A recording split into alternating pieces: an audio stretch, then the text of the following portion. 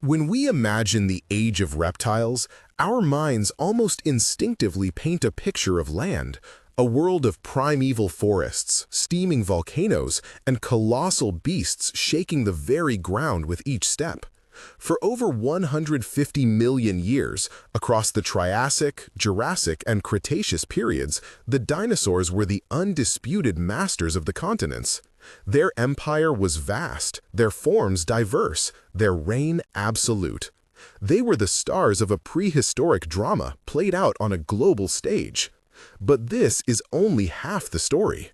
While giants like Brachiosaurus and predators like Allosaurus defined life on the surface, an entirely different world, equally vibrant and far more alien, existed beneath the waves. A world of immense pressures, perpetual twilight, and its own unique cast of titans. To understand the true scope of this ancient world, we must leave the familiar shores behind and dive deep into the heart of the Mesozoic oceans, a realm governed by a completely different dynasty of rulers. Before we plunge into these ancient waters, a crucial distinction must be made. The word dinosaur is one of the most famous in all of science, yet it is also one of the most frequently misused. So, what, scientifically, is a dinosaur? The term refers to a very specific group of terrestrial reptiles that share a unique set of anatomical features. The most defining of these is their hip structure. Unlike other reptiles whose legs sprawl out to the sides, dinosaurs possessed an erect stance, with their legs positioned directly beneath their body, much like mammals. This pillar-like posture, enabled by a hole in the hip socket where the thigh bone attached, allowed for more efficient movement and supported their immense size. A Tyrannosaurus, a Triceratops, a Stegosaurus, these are true dinosaurs. They lived and died on solid ground. The colossal swimming and flying reptiles of their era, despite their fearsome reputation and reptilian heritage, were not dinosaurs at all. They belonged to entirely separate, though equally spectacular, branches of the reptilian family tree. The story of the great marine reptiles begins not with a roar, but with a quiet return to the sea.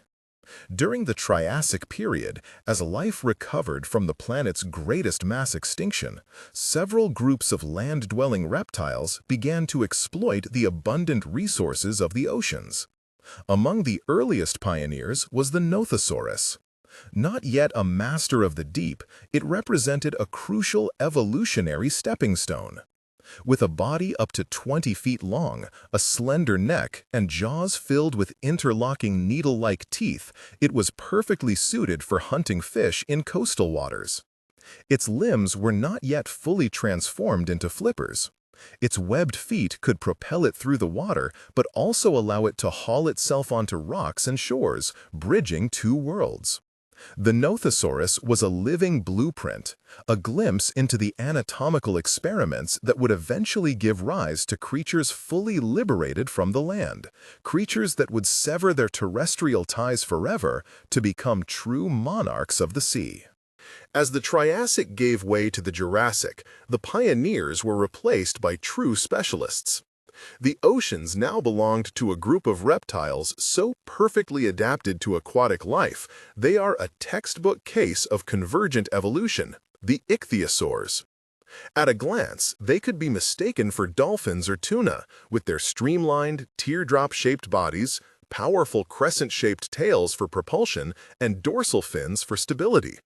But these were no mammals or fish. Their ancestry was rooted firmly in terrestrial reptiles. They were air breathers that gave birth to live young at sea, completely untethered from the land. Their most striking feature was their enormous eyes, some of the largest relative to body size of any animal that has ever lived. These incredible organs allowed them to hunt in the deep, dark waters, spotting the faint bioluminescence of squid and other prey. From the nimble 10-foot Stenopterygius to the bus-sized giant Shonosaurs, the Ichthyosaurs were the undisputed masters of speed in the Jurassic seas. Sharing the Jurassic and Cretaceous oceans with the swift Ichthyosaurs was another equally successful group of marine reptiles, The Plesiosaurs. If the Ichthyosaurs were built for speed, the Plesiosaurs were marvels of unorthodox design. They are best known for their almost mythical proportions, particularly the long-necked elasmosaurids. Imagine a creature whose neck contained up to 76 vertebrae, more than any other animal, living or extinct, making up over half its total body length. This incredible appendage, topped with a small head and a mouth full of sharp teeth, was not a flexible swan-like structure as once thought, but a relatively stiff boom. It likely allowed the animal to ambush schools of fish or pluck prey from the seafloor while its massive body remained concealed in the murk below. Propulsion came not from a tail, but from 4 enormous wing-like flippers. By flapping these in an underwater flight motion, Plesiosaurs could achieve remarkable maneuverability and sustained speed. They were the ocean's living enigmas, evolutionary experiments that thrived for 100 million years. Every ecosystem needs its apex predators, and the Mesozoic seas were home to some of the most formidable carnivores in Earth's history. Among the Plesiosaurs, a short-necked, large-headed lineage known as the Pliosaurs evolved to become the oceanic equivalent of a Tyrannosaurus. Creatures like Kronosaurus possessed massive skulls, sometimes over 7 feet long, armed with railroad-spike teeth.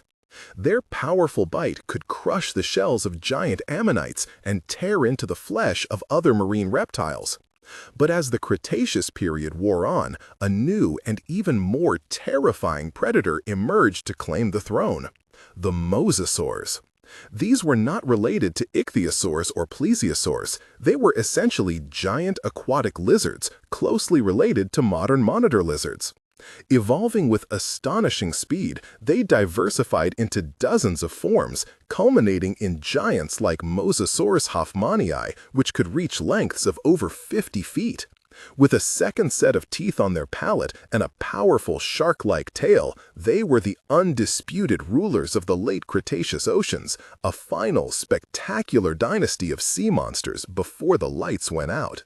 So, as we look back on this lost world, the picture becomes clearer. The Mesozoic Era was not simply the age of dinosaurs. It was the age of giant reptiles in their breathtaking totality. While the diverse families of dinosaurs claimed dominion over every continent, an entirely separate and equally magnificent empire of reptiles conquered the planet's oceans. The fish-like Ichthyosaurs, the serpentine Mosasaurs, and the long-necked Plesiosaurs were not wayward dinosaurs who took to the water. They were distinct evolutionary dynasties forged in the crucible of the sea, answering its unique challenges with unique and spectacular solutions. They breathed air but never touched the land. They were reptiles, but of a different sort. Their story is a powerful reminder that evolution, when given time and opportunity, will explore every possibility, filling every niche with life forms as awe-inspiring as any that have walked the earth. They were the true rulers of the ancient seas. The Earth is healing. Following the colossal devastation of the Permian-Triassic extinction, life is cautiously reasserting itself. On land, strange new reptiles are taking their first steps in a world emptied of its former masters. But the greatest opportunities lie not on the scorched continents, but in the vast, waiting oceans. For one pioneering group of land-dwelling reptiles, the siren call of the sea proves irresistible. These were not dinosaurs, but a distinct lineage that would undertake one of the most remarkable evolutionary journeys ever known. They turned their backs on the land and returned to the ancestral home of all life. In the shallow coastal waters of the early Triassic, we see the first tentative steps of this revolution. Creatures like Cartarhynchus, with its short snout and seal-like body, were a clumsy compromise between two worlds. Not yet a master of the sea, it was an awkward amphibian, a living fossil caught in the act of transformation. Its stout ribs suggest it could still support its weight on land. But its flipper-like limbs and dense bones were already preparing it for a life of aquatic foraging. This was the humble beginning of a dynasty that would soon dominate the global ocean. To conquer the ocean, a new body plan was required. The laws of physics are different in water. Resistance, or drag, is the enemy of speed. The sprawling limbs and flexible torsos of terrestrial reptiles were hopelessly inefficient. Evolution, the ultimate engineer, began a radical redesign. Over millions of years, the Ichthyosaur blueprint was perfected. The body became a streamlined torpedo, a teardrop shape designed to slice through the water with minimal effort. Limbs, once used for walking, were sculpted into hydrofoils, stiff wing-like flippers for steering and stability. The torso became rigid, providing a stable platform for the engine of this new predator, the tail. It flattened vertically and grew powerful, sweeping side to side to generate immense thrust. In more advanced forms, it developed a crescent-shaped fluke, remarkably similar to that of a tuna or a shark, a stunning example of convergent evolution. These were air-breathing reptiles, yet they were becoming more fish-like with every generation. They were abandoning the terrestrial form piece by piece, trading legs for fins, flexibility for speed, and becoming the living embodiment of hydrodynamic perfection. They were becoming the fish lizards. This new, efficient body was built for a purpose: to hunt. And the Triassic oceans were filling with prey. The survivors of the Great Dying were diversifying, creating a complex and bountiful new food web. Among the most successful were the cephalopods. Ammonites, with their iconic spiral shells, drifted through the water column in vast shoals. Belemnites, ancient relatives of squid, darted through the depths, their soft bodies a prized source of energy. The Ichthyosaurs evolved into the perfect cephalopod hunters. Their snouts became long and slender, lined with numerous sharp, conical teeth. This was not a jaw for crushing bone, but a precision instrument, perfectly designed to snap shut on swift, slippery prey. Fossilized stomach contents confirm their diet, revealing countless tiny hooklets from the arms of belemnites and crushed ammonite shells. Larger ichthyosaurs, like the formidable Symbospondylus of the Middle Triassic, could reach over 30 feet in length. With its elongated jaw and powerful build, it was one of the first marine reptiles to claim the title of apex predator, a true titan of its time, patrolling the open oceans in search of fish, cephalopods, and even smaller marine reptiles. To hunt effectively in the three-dimensional world of the ocean, especially in its deeper, darker regions, requires exceptional senses. And it is here that the ichthyosaurs reveal one of their most extraordinary adaptations: their eyes. The eyes of an ichthyosaur were enormous, some of the largest, relative to body size, of any animal that has ever lived. In species like Temnodontosaurus, the eyeball itself could be over 20 centimeters in diameter. These colossal organs were not simply a curiosity.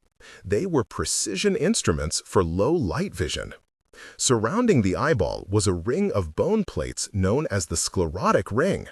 This rigid structure helped the massive eye maintain its shape against the crushing pressure of the deep ocean, allowing these reptiles to dive far below the sunlit surface waters. In the ocean's twilight zone, where light is faint and fleeting, these giant eyes gathered every available photon, turning a dim, murky world into a clear hunting ground. They could spot the faint bioluminescence of their prey or discern the silhouette of an ammonite against the gloom. They were visual predators of unparalleled ability, seeing their world with a clarity we can only imagine. There remained one final tie to the land that had to be severed. As reptiles, their ancestors laid eggs, but for a creature so completely adapted to the water, returning to a beach to nest was impossible. It would mean stranding, suffocation, and death. The Ichthyosaurs solved this problem with a profound biological innovation, one that aligned them more with mammals than with their own reptilian kin. They evolved viviparity. They gave birth to live young. This wasn't speculation. It was proven by some of the most spectacular fossils ever unearthed. Skeletons of female ichthyosaurs have been found with the perfectly preserved remains of embryos still inside their bodies. One of the most famous specimens from the genus Stenopterygius captures the very moment of birth, frozen in stone for 180 million years. This fossil shows the baby emerging tail first. This crucial detail reveals a sophisticated adaptation identical to that of modern whales and dolphins. By being born tail first, the newborn could continue to receive oxygen from its mother via the umbilical cord until the very last moment, ensuring its first instinct upon being fully born was to swim to the surface for its first breath of air. The fish lizards had truly become creatures of the sea from birth until death. By the late Triassic, the ichthyosaurs had conquered every corner of the global ocean. Their early experiments had given way to a wild diversification of shapes and sizes. This was their golden age. And in the vast Panthalasic Ocean, they reached their ultimate expression in size. Here lived the Shonosaurus, a true leviathan of the deep. Growing up to 70 feet long, it was one of the largest marine reptiles of all time, rivaling the size of many modern whales. For years, the lifestyle of this giant was a mystery. Its relatively small teeth seemed ill-suited for a typical apex predator. Some paleontologists have proposed it was a gentle giant, using its immense size to cruise the oceans, feeding on vast shoals of squid and belemnites through suction feeding. In the arid hills of Nevada, a remarkable fossil site known as the Berlin Ichthyosaur State Park contains the remains of nearly 40 Shonosaurus skeletons. The reason for this mass graveyard is still debated, a toxic algal bloom, a mass stranding event, but it stands as a breathtaking monument to the sheer scale and success of these magnificent rulers of the Triassic seas. The reign of the fish lizards was a story of unparalleled success. For over 50 million years, they had been the undisputed masters of the marine realm. From tentative coastal foragers, they had evolved into a dazzling array of streamlined superpredators and colossal giants. They had pioneered the adaptations that would be seen again and again in later marine dynasties: the live birth, the powerful tail, the massive eyes. They wrote the rulebook for how an air-breathing animal could not just survive but thrive in the ocean. Yet, the engine of evolution is relentless change. As the Triassic period drew to a close, the world was convulsed by yet another mass extinction event. While the ichthyosaurs would survive, their world was altered forever. The ecological niches they once monopolized were now open. In the changing oceans of the coming Jurassic period, new competitors were emerging from the depths. Different reptilian forms with long necks and powerful paddle-driven bodies were on the rise. The time of the fish lizards as the sole rulers was ending. A new chapter in the story of the ancient seas was about to begin. The Mesozoic Era. While dinosaurs dominated the land, an equally dramatic story of evolution was unfolding beneath the waves. The ancient seas, warmer and higher than today, were home to a dynasty of marine reptiles that would hold sway for over 100 million years. Among the most remarkable of these were the Plesiosaurs. Their body plan was a masterpiece of convergent evolution, a unique solution to life in the water. A stiff, broad torso, powered by 4 powerful wing-like flippers, propelled them through the ocean with an efficiency that is still debated by scientists today.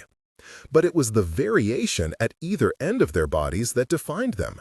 From this common blueprint, 2 distinct and spectacular lineages emerged: the Plesiosauroids, famous for their astonishingly long necks, and the Pliosauroids, their short-necked, powerfully built cousins. For millions of years, these two groups would carve out their existence, one as a graceful ambush hunter, the other as a brutish apex predator. They were the true serpents of the sea, rulers of a submerged kingdom we are only now beginning to fully understand. Of all the plesiosaurs, none captured the imagination more than the elasmosaurids. These were the long-necked giants, creatures that pushed anatomy to its absolute limit. The poster child for this group, Elasmosaurus, possessed a neck that accounted for more than half its total body length, stretching over 6 meters. This incredible structure was composed of more than 70 individual vertebrae, more than any other animal in history. For decades, paleontologists imagined this neck as a hyper-flexible, serpentine weapon striking like a cobra. Modern biomechanical analysis, however, paints a different picture. The neck was likely far more rigid, a stiff but controllable boom.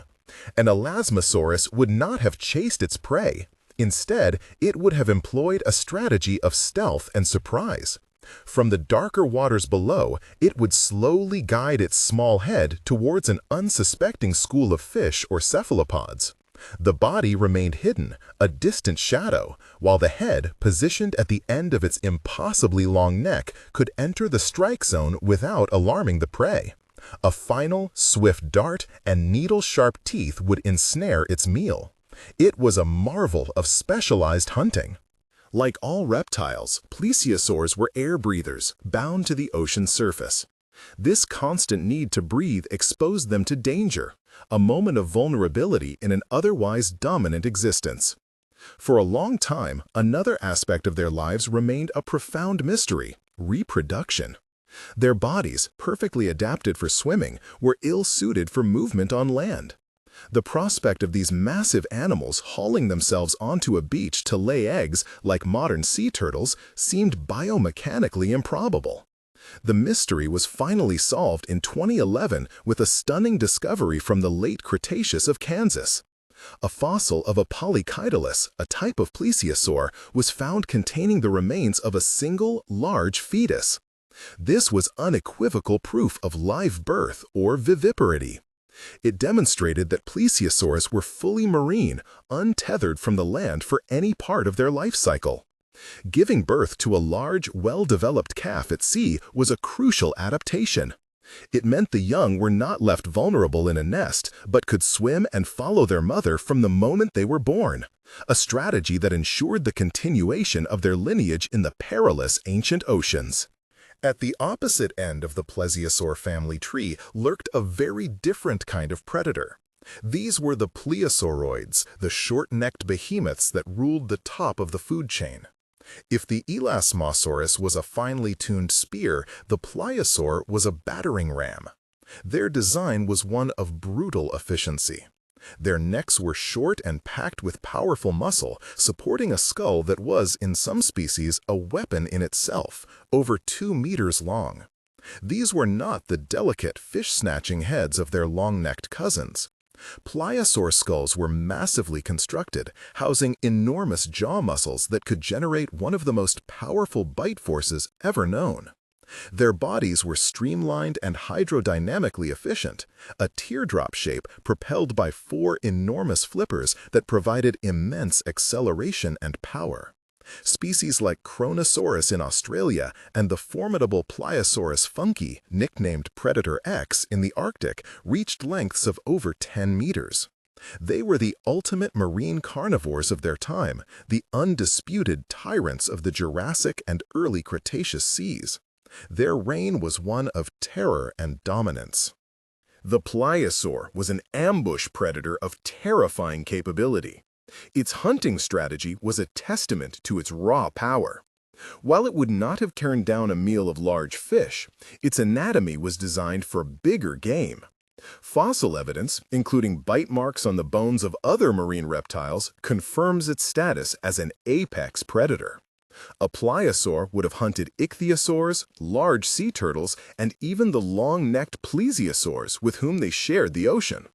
Patrolling the deeper, darker waters, it would have used its large eyes and a keen sense of smell to locate prey silhouetted against the sunlit surface. Once a target was acquired, the attack would be a catastrophic explosion of speed. Propelled by its massive flippers, the pliosaur would launch itself upwards like a torpedo. The impact alone would be devastating, but it was the jaws that finished the job. Armed with teeth the size of daggers, its bite was designed to crush bone and tear flesh, incapacitating its victim in a single decisive strike. It was a swift, violent, and ruthlessly effective method that secured the pliosaur's position as the ocean's top predator for millions of years. The world of the plesiosaurs was a vibrant, sprawling, and dangerous marine ecosystem. During the late Cretaceous, much of central North America was submerged beneath the western interior seaway, a warm, shallow sea that stretched from the Arctic Ocean to the Gulf of Mexico. This was a realm teeming with life. Vast shoals of the formidable bulldog fish, Xiphactinus, patrolled the waters, themselves predators over 4 meters long. Giant sea turtles, like the car-sized archelon, paddled serenely through the currents. Ammonites, with their intricate spiral shells, drifted in the water column in the millions, forming a crucial link in the food web. But this was also a time of transition. A new and formidable predator was rising to prominence, the Mosasaurs. These immense marine lizards, evolving from terrestrial ancestors, were fast, intelligent, and highly aggressive. They began to challenge the long-established rule of the Plesiosaurs. The seas became a battleground of giants, a complex web of predator and prey where long-necked elasmosaurs, mighty pliosaurs, and the ascendant mosasaurs vied for supremacy in one of the richest marine environments Earth has ever known. No reign, however dominant, lasts forever. As the Cretaceous period wore on, the balance of power in the oceans began to shift. The great pliosaurs, which had ruled for so long, found themselves facing increasing competition from the rapidly diversifying mosasaurs. These new predators were faster and perhaps more adaptable, and by the mid-Cretaceous, the colossal pliosaurs had dwindled and disappeared. The more specialized, long-necked elasmosaurids persisted, adapting to their niche of hunting smaller prey, but their world was shrinking. The final blow, however, came from beyond their world entirely. 66 million years ago, a 10-kilometer-wide asteroid struck the Earth, triggering a global cataclysm. The impact and its aftermath, including acid rain and the collapse of marine food chains, were devastating. The plankton died, and the entire ecosystem unraveled from the bottom up. The last of the plesiosaurs, alongside the mosasaurs and the non-avian dinosaurs on land, vanished from the Earth. Their 150-million-year dynasty was over. Today, all that remains are their fossilized bones, stone skeletons that speak of a time when these magnificent sea serpents commanded the ancient oceans.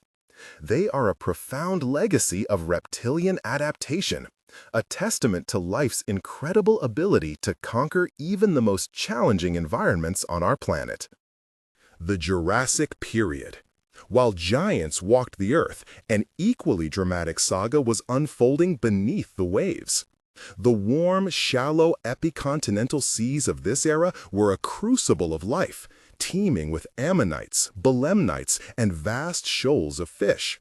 Here, marine reptiles had already established their dominance. The dolphin-like Ichthyosaurs, masters of speed, darted through the water column. Long-necked Plesiosaurs, with their elegant yet powerful strokes, patrolled the middle depths. For millions of years, this was a balanced ecosystem of hunter and hunted. But the ocean is a realm of perpetual arms races. Evolution, driven by the relentless pressure of survival, was forging a new and terrible kind of predator. Lurking in the abyssal gloom, a shadow was growing. It was larger, stronger, and more voracious than anything that had come before. This was the dawn of a new dynasty, a reign of titans that would be measured not in the sheer brutal power of their jaws. The age of the super predator had arrived, and the ancient seas would never be the same again. They were the Pliosaurs. Though often grouped with their long-necked Plesiosaur cousins, they were a world apart in design and disposition. Pliosaurs were built for a single purpose: absolute dominance. Their anatomy was a masterpiece of macro-predatory engineering. They possessed a relatively short, thick neck packed with muscle, supporting a skull that could exceed 2 meters in length, a significant fraction of their entire body. This was no streamlined head for chasing small fish.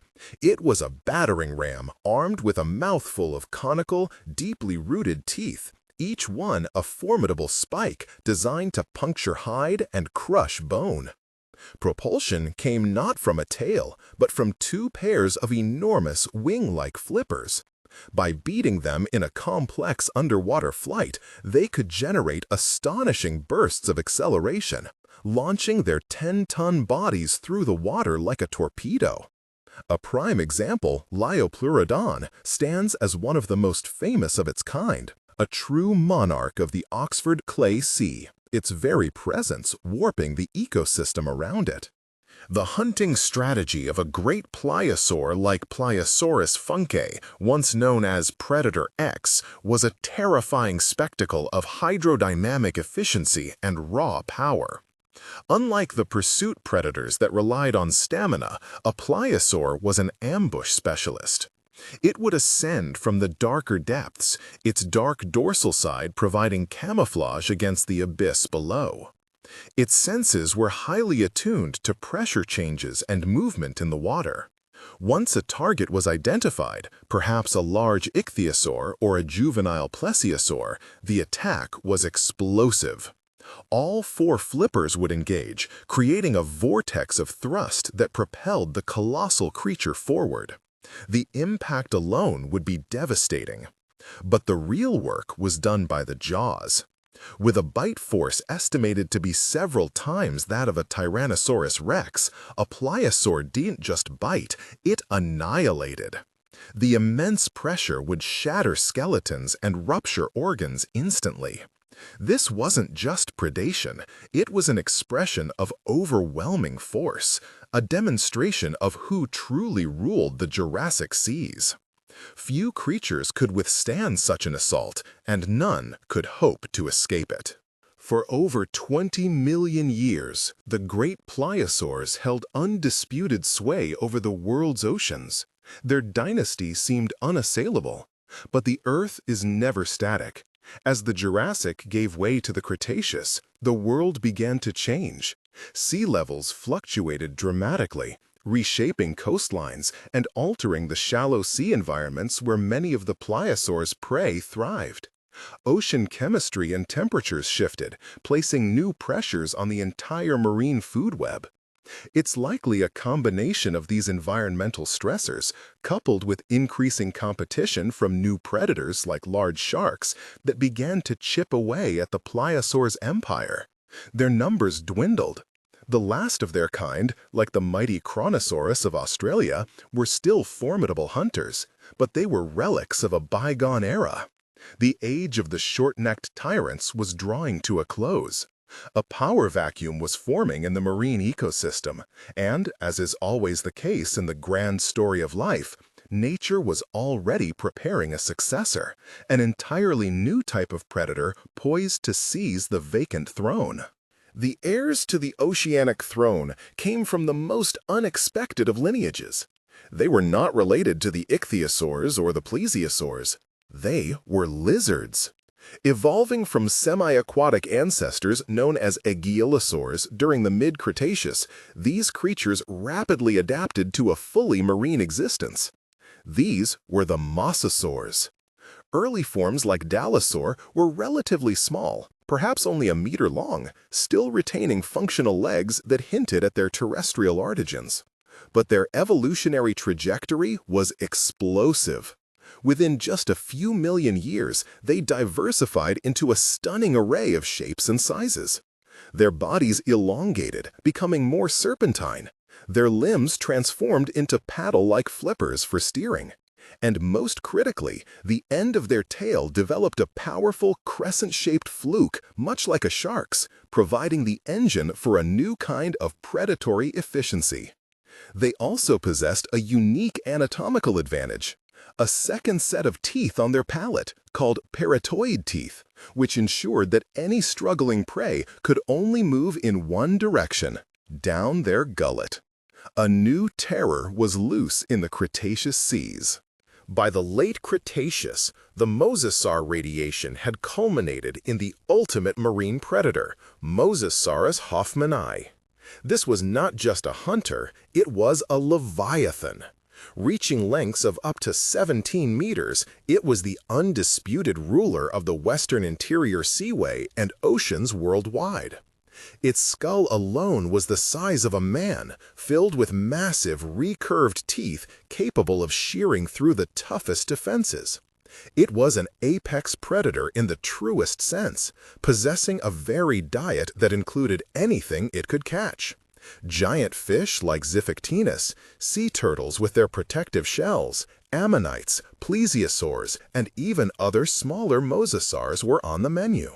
Fossil evidence shows healed bite marks from mosasaurs on the bones of its rivals, indicating brutal territorial disputes. It was the marine equivalent of Tyrannosaurus rex, a creature of such size and power that its presence would have cleared the water around it. For the last 10 million years of the Cretaceous, the oceans belonged to Mosasaur and its kin. Their reign was absolute, violent, and total. The reign of the Titans, like the reign of the dinosaurs on land, was brought to a staggering and abrupt halt. 66 million years ago, an asteroid more than 10 kilometers wide struck the Earth, triggering a global cataclysm. The immediate impact vaporized everything for hundreds of kilometers, but the long-term effects were what sealed the fate of the ocean's rulers. The collapse of global food webs was swift and total. Phytoplankton, the base of nearly all marine life, vanished from the sun-starved oceans. The chains of predation that supported the colossal mosasaurs crumbled in a geological instant. With their prey gone, these magnificent predators, the culmination of 25 million years of evolutionary dominance, simply starved into extinction. Their demise marked the end of the Mesozoic Era's great marine reptile dynasties. Today, their fossilized remains are all that is left. Skeletons of Pliosaurs and Mosasaurs, unearthed from ancient seabeds now turned to rock and dust, lie in silent testament to a lost world. They are echoes of a time when the oceans were a realm of monsters, a brutal and majestic theater where the greatest predators the world has ever known fought, hunted, and ultimately vanished. Beneath the restless surface of the Cretaceous seas, life is a perpetual motion machine, an unending performance driven by the primal urges of hunger and survival. For the rulers of this realm, there is no true rest. The daily rhythm is not governed by the sun, but by the tides of opportunity and danger. Here, in the sunless twilight zone, a hunter descends. This is Ichthyosaurs, the eye lizard, a master of the deep. Its body, a perfect teardrop of hydrodynamic efficiency, cuts through the immense pressure. Its most defining feature, eyes proportionally larger than any vertebrate that has ever lived, are instruments of profound sensitivity. They are designed for a single purpose, to gather the faintest glimmers of light in a world of near total darkness.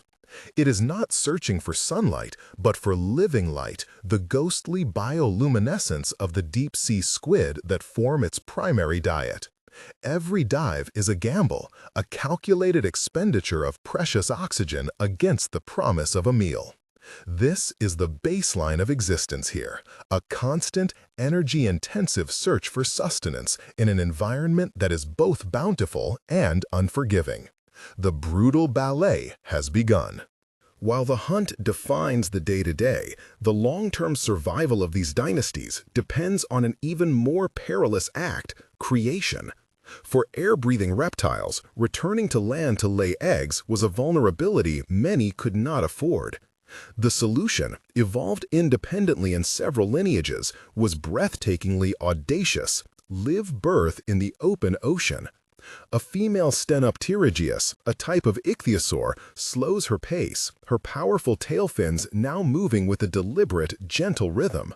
She is at her most vulnerable. The scent of birth could attract predators from kilometers away. With a final contraction, a new life enters the water, not head first, but tail first.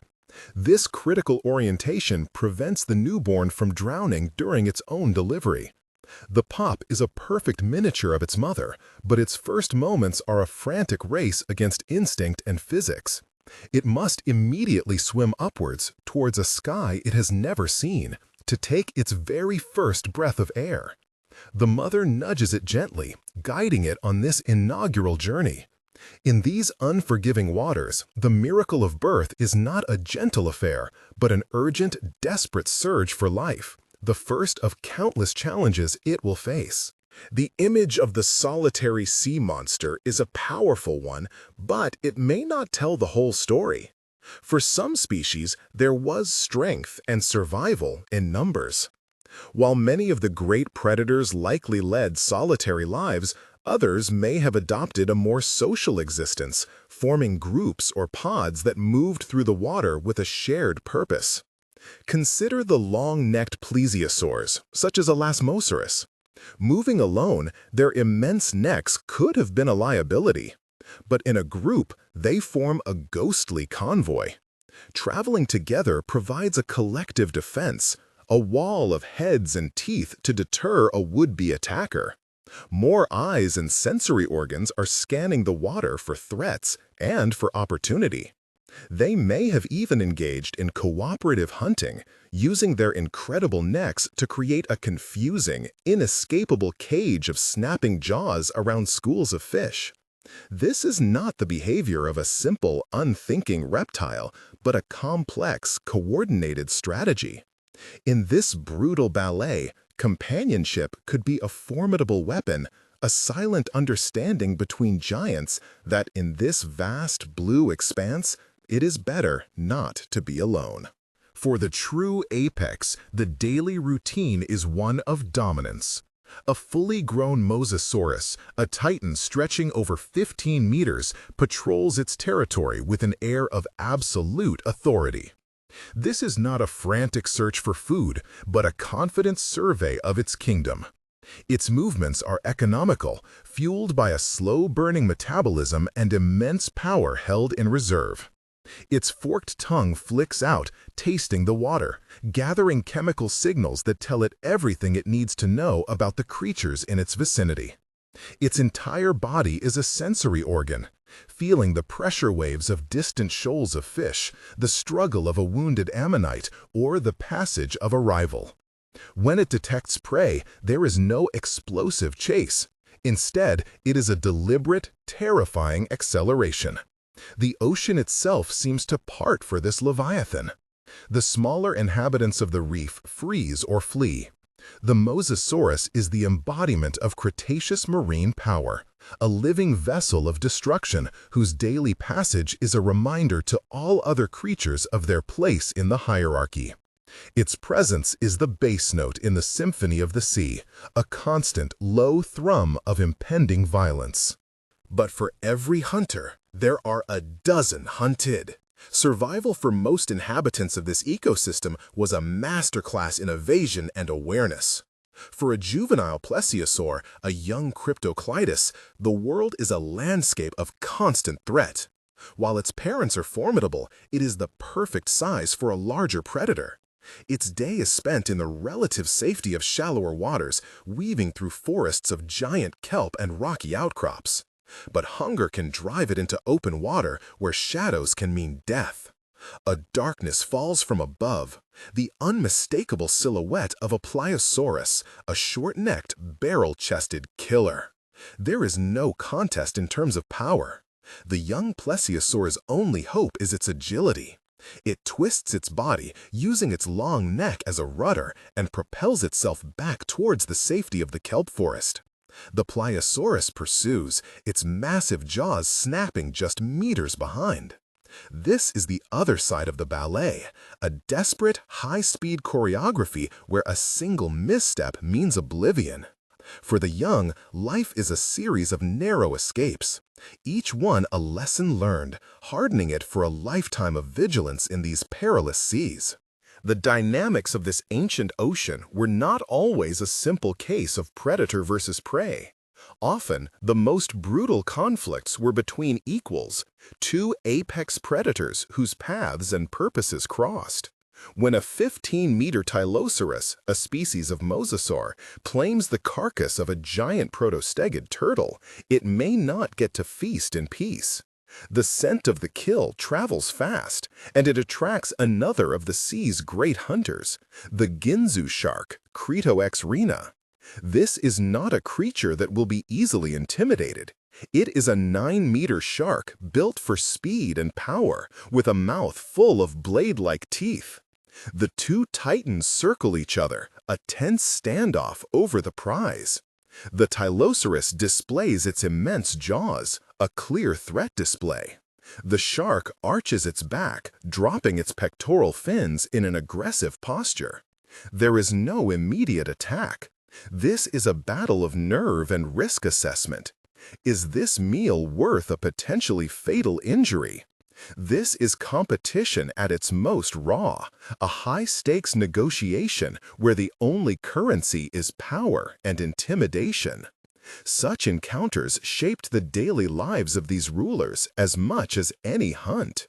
The ballet, for all its ferocity and grace, must eventually end for every performer. Whether by sickness, injury, or simply old age, even the greatest ruler of the sea ultimately falls. A great Mosasaurus, its reign concluded, sinks slowly from the sunlit world it dominated. It drifts down, through the twilight zone, and into the crushing, eternal blackness of the abyss. Its death, however, is not an end. It is a beginning. Upon settling on the dark seabed, its colossal body becomes an oasis of life, a sudden and miraculous feast in a world of scarcity. This is a carcass fall. Strange, alien-like crabs, deep-sea ammonites with uncoiled shells, and swarms of primitive hagfish are drawn to the bounty. They will consume the giant, recycling its nutrients back into the ecosystem over months or even years. The skeleton, picked clean, will become a home for other creatures, a ghostly monument on the seafloor. This is the final, solemn act of the brutal ballet, the ultimate return of energy, ensuring that even in death, the great rulers of the ancient seas continue to give life to the world they once commanded. In the grand theater of prehistoric life, the colossal Mosasaurs, long-necked Plesiosaurs, and dolphin-like Ichthyosaurs often take center stage. Their spectacular fossils and formidable reputations have earned them the title Rulers of the Ancient Seas. But their reign was not uncontested, nor were they the sole reptilian inhabitants of these sprawling ocean realms. Beneath the waves, a vast and diverse supporting cast of other reptiles thrived, each a masterpiece of evolution, each adapted to a specific niche in this complex underwater world. These are the forgotten reptiles, whose stories are equally crucial to understanding the vibrant tapestry of life during the Mesozoic Era. From armored shell crushers in the shallows to colossal, gentle giants in the open ocean, their existence demonstrates that the path to marine dominance was not a single linear track, but a spectacular explosion of different forms and strategies. To truly comprehend the ancient seas, we must look beyond the apex predators and delve into the lives of the creatures that swam in their shadows. For it is in this diversity that the true richness of these lost ecosystems is revealed. Among the most breathtaking of these lesser-known giants was Archelon ischiros, the largest sea turtle ever to have lived. Plying the waters of the late Cretaceous Western Interior Seaway, Archelon was a true leviathan, reaching lengths of over 4 meters with a flipper span rivaling a small aircraft.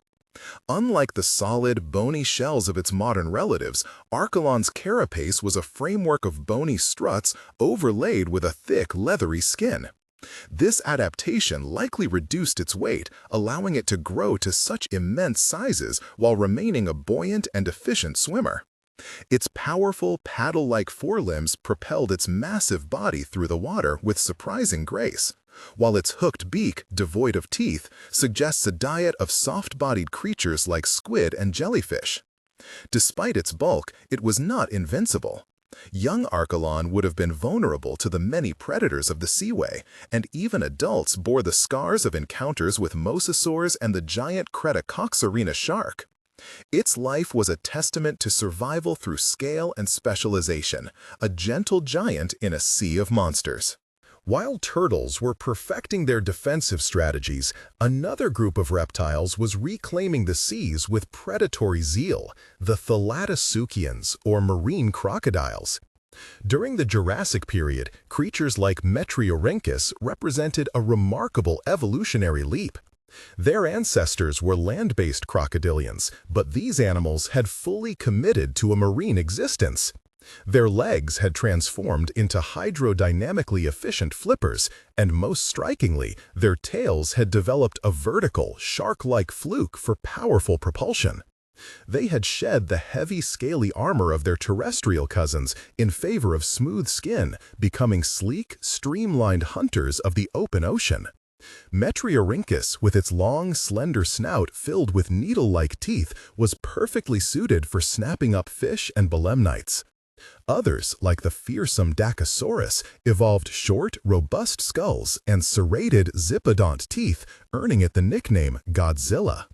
It was a formidable predator capable of tackling much larger prey, proving that the crocodile body plan could be radically reshaped for mastery of a new, challenging environment.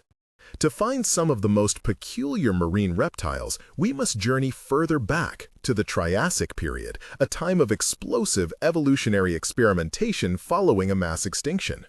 Here we find the Placodonts, a group of reptiles that found their niche not in speed, but in brute force. Placodus, a typical member of the group, was a stout, semi-aquatic reptile. It possessed a bizarre dentition, protruding peg-like teeth at the front of its jaws for plucking shellfish from the seabed, and broad, flattened teeth on its palate for crushing them. Its body was stocky and barrel-chested, with a row of bony knobs running down its back for protection. It was not a fast swimmer, likely propelling itself with its powerful tail and webbed feet. Placodonts like Placodus represent an early and ultimately extinct attempt by reptiles to exploit coastal marine resources. They were the reptilian equivalent of walruses, specialized bottom feeders that carved out a living by cracking the toughest defenses of their invertebrate prey in the shallow Tethys Sea. Sharing the Triassic seas with the Placodonts were the Nothosaurs, a more agile and predatory group that hints at the future evolution of the great Plesiosaurs. Creatures like Nothosaurus itself were quintessential transitional forms.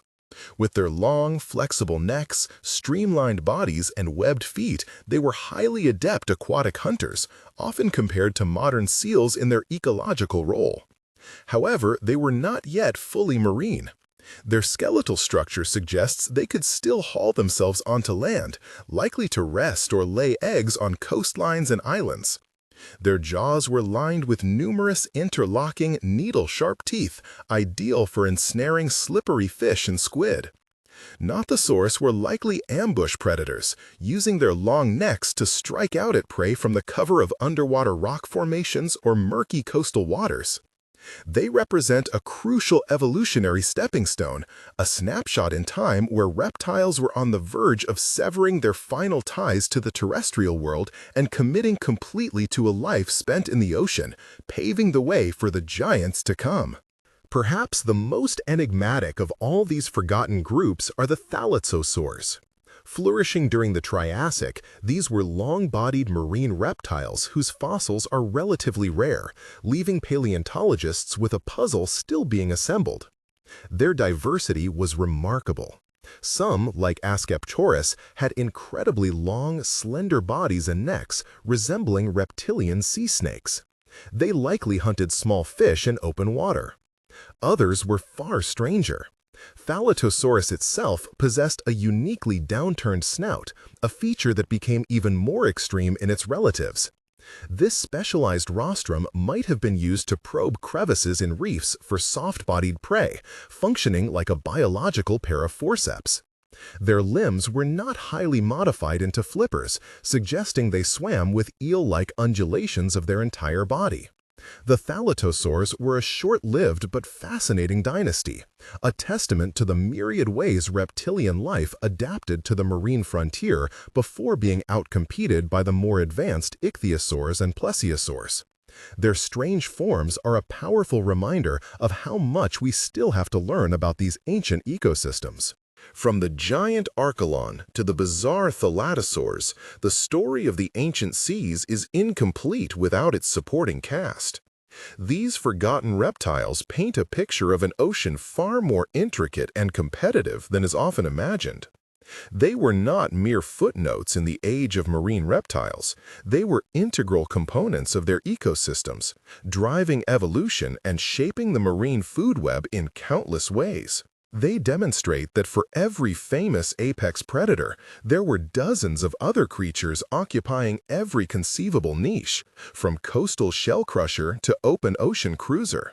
Their eventual extinction, along with the more famous marine reptiles at the end of the Cretaceous, left a profound void in the world's oceans. This vacancy would not be filled by other reptiles, but by a new class of animal venturing into the waves, the mammals. The whales, dolphins, and seals of today are their ecological successors, a powerful echo of a reptilian dynasty that once ruled, in all its spectacular and forgotten diversity, the ancient seas. For 150 million years, a dynasty of reptilian giants had claimed the Earth's oceans as their undisputed dominion. By the late Cretaceous, 66 million years ago, this reign had reached its zenith. The seas teemed with a breathtaking and terrifying diversity of life. Vast shoals of fish, like shimmering silver clouds, moved through sun-dappled waters. Coiled ammonites, some the size of truck tires, pulsed through the currents.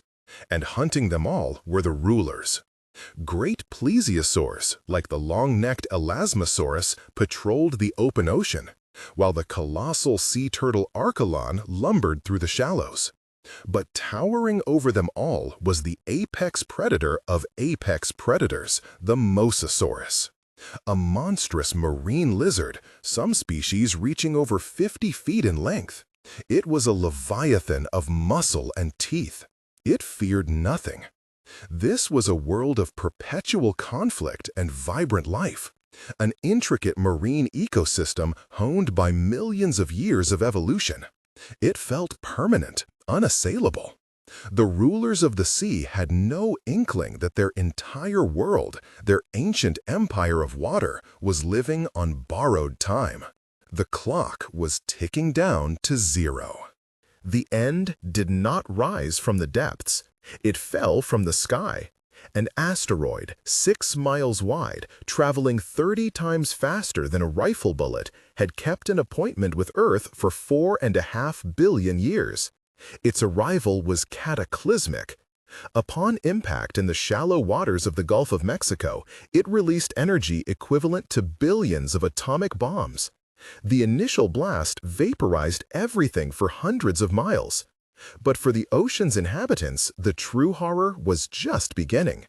The impact generated the largest tsunami in Earth's history, a wave perhaps a mile high that radiated outwards across the globe. It scoured coastlines clean, churning the water into a chaotic, debris-filled maelstrom. Any marine reptile near the coast, basking or hunting in shallow seas, would have been tossed, crushed, and buried under tons of sediment. The shock wave pulsed through the water column itself, a concussive force that would have instantly killed or maimed countless creatures. In a single day, the physical integrity of the world's oceans was shattered. The planet was wounded, and the reign of the marine reptiles was dealt a mortal blow from which it would never recover. The immediate chaos of the impact was only the prelude. The true killer was the darkness that followed. Pulverized rock, soot from global wildfires, and sulfur compounds were ejected high into the atmosphere, creating a thick, toxic shroud that enveloped the planet. Sunlight, the very foundation of life, was blocked. For months, perhaps years, a perpetual twilight fell over the Earth. This was the impact winter. In the oceans, the consequences were swift and total. The first to die were the microscopic phytoplankton. These tiny organisms, which formed the base of the entire marine food web, relied on photosynthesis to survive. Without sunlight, they perished in unimaginable numbers, turning the vibrant blue oceans into a murky, dying soup. The water grew cold and became acidic as sulfur from the atmosphere rained down. For the great air-breathing reptiles, the surface became a toxic interface. Every breath was a gamble, drawing poison into their lungs. The world they had mastered, a world of light and warmth and abundant food, had vanished. In its place was a cold, dark, and toxic graveyard, and the survivors were adrift in an alien and hostile sea. In the suffocating darkness of the post-impact world, the intricate web of life, woven over millennia, unraveled with terrifying speed. With the phytoplankton gone, the zooplankton that grazed upon them starved. The cascading effect was inevitable. The ammonites, those ubiquitous shelled cephalopods that were a staple food for many predators, disappeared almost completely. Their extinction left a gaping hole in the food chain. Smaller fish and squid populations crashed. For the giant predators, this was a death sentence. A 50-foot mosasaur required an immense amount of calories to sustain its massive body. With their prey disappearing, they began to starve. The oceans, once a larder of endless bounty, became a barren wasteland. Competition for the last scraps of food would have been savage, but in the end, there was simply not enough to go around. The great Plesiosaurs, with their huge bodies and specialized diets, faced the same fate. One by one, the last of the great marine reptiles succumbed, their colossal bodies sinking into the silent, anoxic depths, joining the ammonites on a seafloor littered with the dead. When the dust finally settled and the sun broke through the clouds once more, it illuminated a profoundly changed world. The oceans were eerily silent. The great reptile hunters were gone. Every last Mosasaur, Plesiosaur, and Pliosaur had vanished from the face of the earth. Their extinction was absolute. It was not just the giants that disappeared. Countless species of fish, invertebrates, and plankton were also wiped out, leaving the marine ecosystems shattered and barren. For thousands of years, the oceans were a shadow of their former glory, a vast and empty space haunted by the ghosts of its former rulers. But life is resilient. In the abyss of this extinction, new opportunities arose. The catastrophe that ended the Mesozoic Era cleared the stage for a new act in Earth's history. The few survivors, small and adaptable, began the slow process of rebuilding. Over millions of years, the vacant ecological niches left by the marine reptiles would be filled by new contenders. The age of reptiles was over. The age of mammals was about to begin. The epic story of the marine reptiles' rise and fall would have been lost to time were it not for the miracle of fossilization. As their bodies settled on the seafloor, they were slowly covered by layers of sediment. Over millions of years, the immense pressure and chemical processes replaced bone with mineral, turning their remains into stone. These fossils are time capsules, preserving the incredible details of a lost world. In places like the Niobrara Chalk of Kansas or the phosphate mines of Morocco, paleontologists unearthed the spectacular remains of this ancient marine dynasty. Every fossil is a clue, A Mosasaur's skull reveals the power of its bite. Tooth marks on an ammonite shell tell a story of a hunt. The delicate bones of a Plesiosaur's paddle show how it flew through the water. The painstaking work of excavation, preparation, and study allows us to reconstruct not just their skeletons, but their lives. Science becomes a form of time travel, allowing us to resurrect these magnificent creatures from their stone tombs and witness their world once more. The legacy of the marine reptiles is written in stone, a dramatic chronicle of evolution, adaptation, and ultimate extinction. They were not failures. For over 150 million years, they were the undisputed masters of a world far more challenging and competitive than our own. Their story is a powerful reminder of life's tenacity, its ability to produce forms as wondrous and formidable as any creature of myth. But it is also a cautionary tale. It shows that no reign is eternal, and that life on Earth is fragile, subject to forces far beyond its control. The asteroid that ended their world was a cosmic roll of the dice, an event that irrevocably altered the course of evolution, paving the way for our own mammalian ancestors.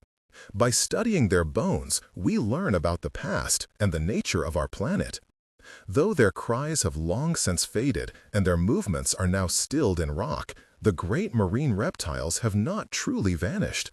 They live on in our museums, our science, and our imagination, eternal rulers of the ancient seas.